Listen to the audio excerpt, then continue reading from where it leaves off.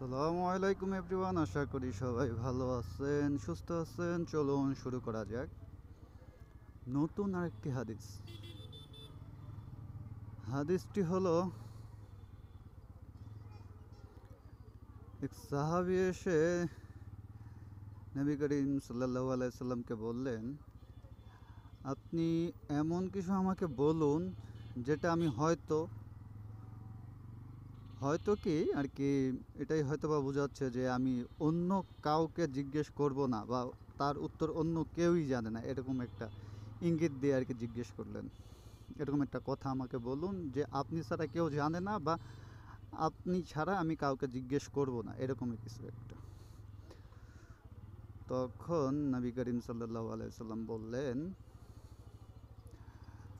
তুমি আল্লাহর উপরে বিশ্বাস রাখো এবং তার পথেই চলো, বা তার দেখানো পথেই চলো, এটাই আর কি কল্যাণকর আমাদের জন্য বা তার জন্য, এমনটাই কিছু বুঝালেন।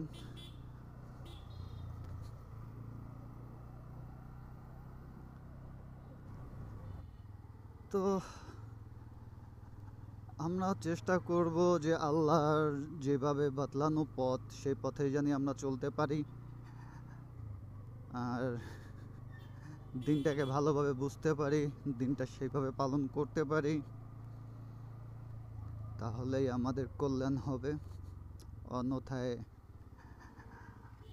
আমাদের ধ্বংস হবে বা আমাদের ক্ষতি হবে, এরকমটাই বোঝাচ্ছেন। সো আল্লাহ হাফেজ সবাইকে। দোয়া করি সবাই ভালো থাকবেন, সুস্থ থাকবেন এবং সেফলি ড্রাইভ করবেন।